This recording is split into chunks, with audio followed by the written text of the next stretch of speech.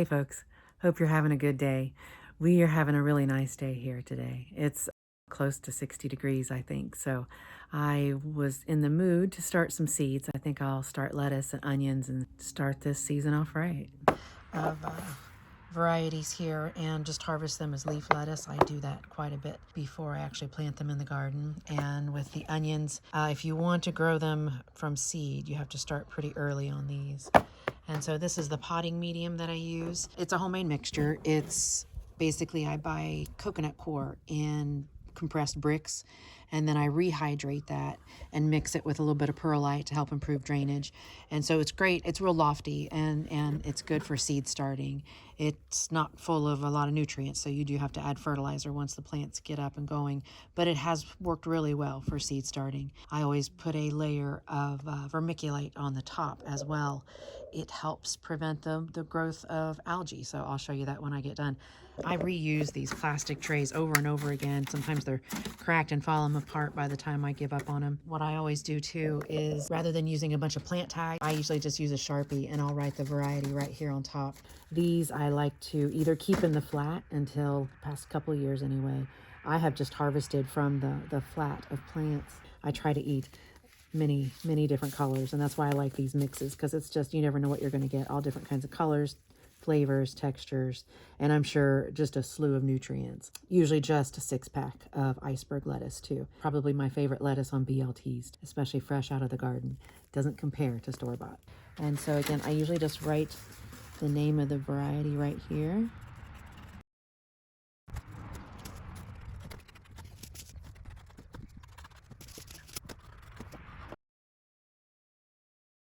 Now I've pre-moistened this. You want your potting medium to be just slightly damp. You don't want it to be saturated. And so that is so that it will absorb water. If it's really dry and you try to water it, the water just sort of pools on top. It doesn't absorb very well. And so that's kind of important. I just used this recently, so it's still a little damp. Just fill it up. You want to make sure there's no big air pockets. I usually just shake it. Now, lettuce seeds require light to germinate, so they will be sown very close to the surface. Usually I just put a layer of vermiculite over them.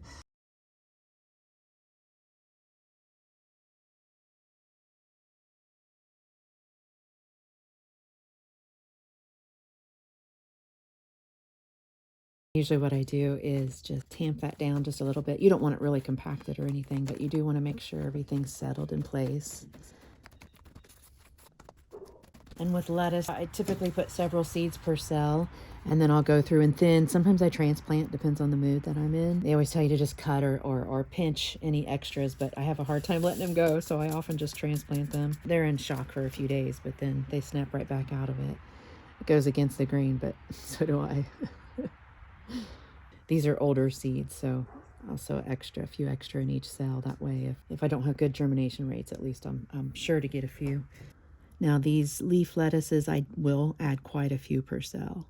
If I plant them dense, come out and just pick leaves every day for a salad.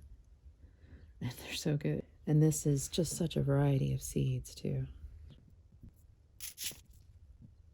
And sometimes I try to space them apart enough so that if I do decide to move them around, I can get them. But gosh, plants are just so resilient. So this pelleted seeds have a coating that make them easier to plant, which means they are costly, which means I need to pick up that one I just dropped on the ground. So this one I will just put 2 per cell. This is the one I'm looking forward to. Chef's Medley. Of course, I look forward to all of them. A lover of all the leafy greens, especially when they come out of my garden. And so, as I was saying, lettuce needs light to germinate, but I find that even so, I can add vermiculite, lightweight soil conditioner, to improve soil aeration and moisture retention. And it really does help. This material is good for keeping algae from growing on the surface. I put a thin layer on the top of each cell. And so the reason I make my own, I use this cocoa coir. It's the most affordable replacement for peat. Peat moss, sphagnum peat moss, is not a sustainable product, and it's harvested in wetlands and bogs. But I try to move away from it by using coco coir. I like peat better. I like the way it holds onto soil moisture. I like the texture, the feel of it. But it's just not a good product to use anymore. So I try to do what I can, do the right thing most of the time anyway, as far as the environment goes. And so it usually allows enough light in for the lettuce to germinate. It does quite well. I give everything a spritz just to saturate the top layer, make sure the seeds are wet. I also water from below. And the real easy way to do that in these trays, make sure your tray doesn't have holes in it, of course. And simply just add water down below. Now I've done this for years, so I'm used to about how much a tray like this will utilize. I tend to go up about 1/4 of an inch on the container, and then it will simply just wick it up from below. So there's little holes in the bottom of here, and so there's enough potting mix that it will wick the water up. Usually keep it pretty moist, right? And so I will do that. But if you've never done this before, you just want to err on the side of not too much water. You don't want these sitting in water. You want to water where it draws in all of this excess water within, I would say, probably 10 minutes. So if there is any standing water at the end of that 10 minutes, then you want to gently just pour that water out. And so at that point, I put a humidity dome. Essentially, that will keep it damp to help the seeds germinate. They should stay evenly moist. So I will put these under the grow lights, and I'm going to start on the onions and work on those here.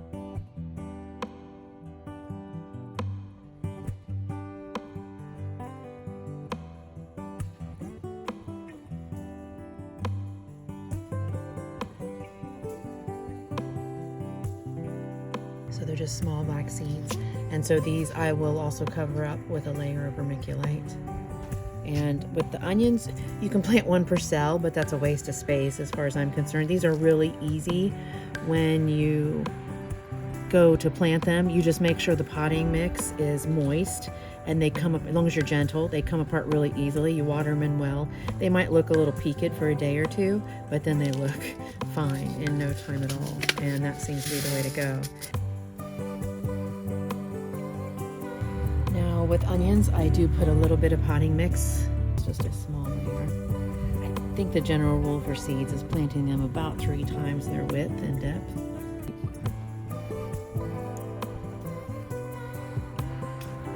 So again, they're just on the surface there, and I'm just covering them up ever so slightly.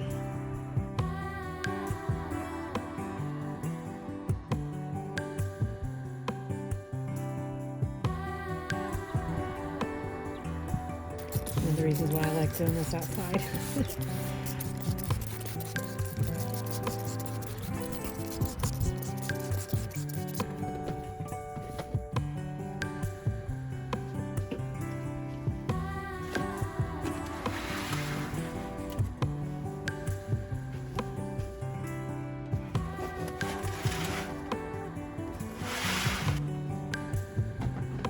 My favorite time of year. And so I'll set the timer. I usually do about 12-hour days, and that light will go on and off automatically. I'll just check it as I need to for water, and we will watch it grow. Only 3 days later, we have sprouts. And so I needed to get them a little higher, closer to the light, so I just used a plastic tote as a riser.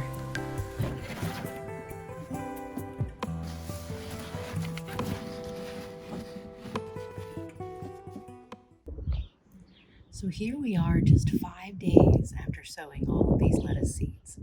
And so you can see they're already up. Some of them are even an inch tall. Now what you're seeing here is not a real leaf. These are called cotyledons. Here you can actually still see a little bit of the seed coat on some of these, right? And so this is part of the embryo. This provides them enough energy to get going until they get tall enough to photosynthesize for themselves. Now this is also at the point to which experts recommend thinning out your plants, right? To prevent competition for nutrients and light, air, space, and all of that. What I like to do is transplant them. And so that's what I've got set up here. I'm gonna do a little transplanting and slowly tease some of these apart and end up with 2 trays of seedlings instead of just 1. So here we go. These over, and then I will divide these and try to space them out. So the way I like to go about it is to make sure that everything's watered in. I like to use a fork, and this is a small salad fork, and so it works really well. No need to go out and buy special tools. I do this every year and it works just fine. The big deal is to keep everybody watered, and so usually what I do is just use the back of the fork, and then I just simply plant one in, right? So I'm just going to do this several times. You can see the root. It's quite long. That's a taproot.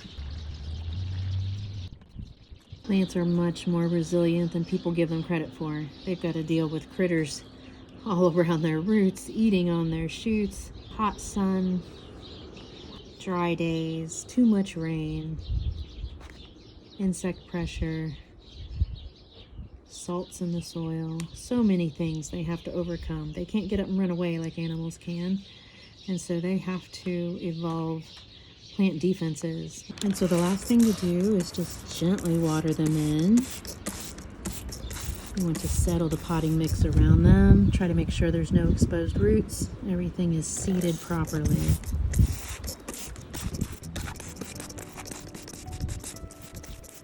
One tray became 2 trays of evenly spaced out seedlings.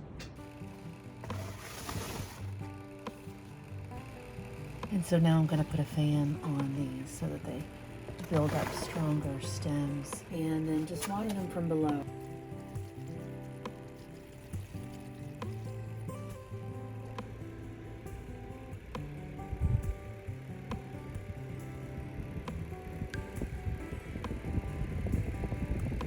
So this is about a week after sowing the seeds. Pretty amazing how quickly they grow. I've got them on a 12-hour light cycle. I'll be watering maybe twice a week, just depends. You can see these guys are getting their first true leaves. So these are the cotyledons. They will eventually yellow and shrivel and fall off. And then you will see more leaves emerge from the center of the plant. You can see all of the allium seedlings are doing beautifully. It's a mixture of sweet yellow onions, walla walla, red onions, some shallots. These are planted much denser than I would plant other seedlings, and that's just because they're really easy to tease apart when it comes time to plant them. Onions require a pretty long growing season to develop a good sturdy bulb, especially if you want to store them for the winter. And then I also started some herbs. The basil has sprouted. I also have some parsley and cilantro going too, but they have not germinated just yet. The next watering cycle, I'll start adding some water-soluble fertilizer. There are quite a variety of them to try. This is the one I've been using for the last few years, and I'm pretty happy with it. Now for leafy greens and lettuces, I'll use mostly a nitrogen-heavy fertilizer, 644 NPK. The first number is nitrogen, then phosphorus, and potassium. These are the 3 most heavily used nutrients, most limiting nutrients in plants' growth. So this one here is more for flowers or tomatoes, peppers, that sort of thing.